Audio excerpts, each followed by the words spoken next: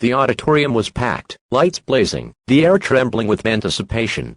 People whispered and laughed, waiting for the next contestant to appear. But behind the heavy velvet curtains, a thin boy with nervous eyes clutched a battered old guitar, as if it were his lifeline. His name was Ethan Cole, 15 years old, wearing an oversized shirt and shoes that had clearly belonged to someone else before him. Ethan's hands trembled.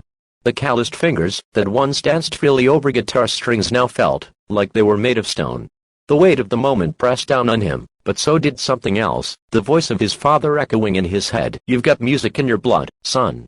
Promise me you will never stop playing." That promise had carried Ethan through years of struggle, from sleeping in cold shelters with his mother after his father passed away, to performing at dimly lit subway stations, just to earn a few points for food. Every note he played was a conversation with the memory of his father, and tonight that conversation was about to reach millions. When the announcer called his name, "Next, we have Ethan Cole," a soft murmur swept through the audience. A few people whispered, "He looks so young. What's he going to sing?" He walked to the center of the stage under a spotlight that seemed too bright for his fragile frame. The judges, four faces of fame, fortune, and power, looked down at him with polite curiosity. One of them asked gently, "Hey there, Ethan. What will you be performing for us tonight?" Ethan lifted his eyes, voice barely steady. "I'll be singing Hotel California by the Eagles." A few people in the crowd exchanged surprised looks. That was a bold choice. A classic.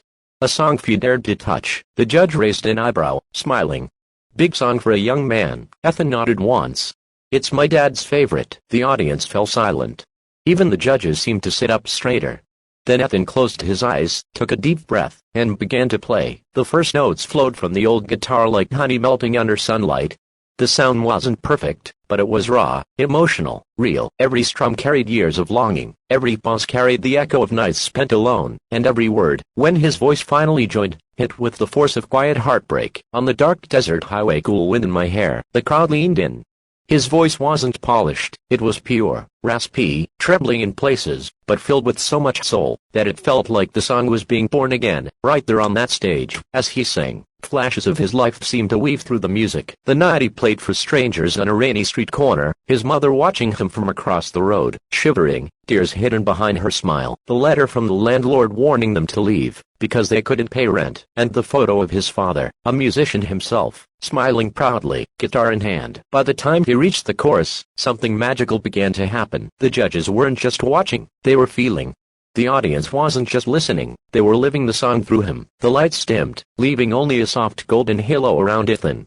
His voice rose, cracked, then soared again, like it had found new wings. "You can check out any time you like, but you can never leave." A single tear slipped down his cheek, catching the stage light. He didn't wipe it away. He just kept singing, each word trembling but unbroken. And then, silence. He strummed the last chord, soft and lingering, letting it fade into the breathless stillness of the room. For a moment, no one moved. No one spoke.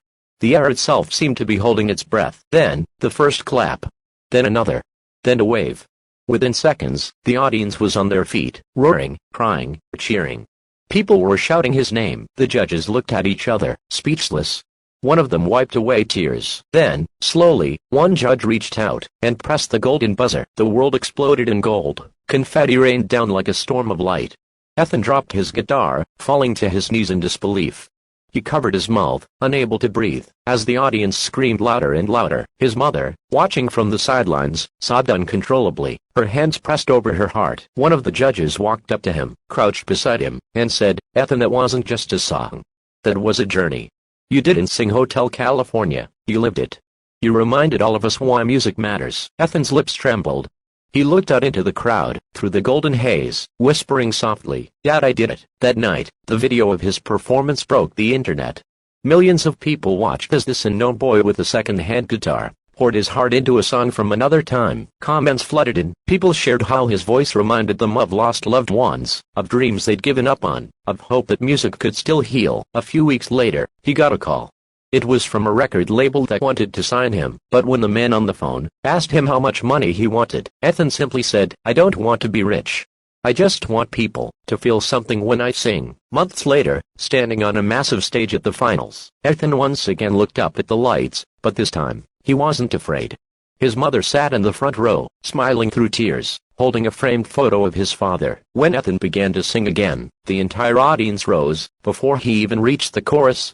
He had become a symbol, not just of talent, but of perseverance, kindness, and pure-hearted passion. The same boy who once sang on cold streets was now shining under golden lights, not because of luck, but because he never stopped believing that love and music could carry him home. As the final notes faded, and the applause thundered once again, Ethan looked into the camera, smiled softly, and said, "If you've ever felt small, forgotten, or lost, don't stop singing your song. The world will hear you one day." Then he placed his hand over his heart, looked to the heavens, and whispered,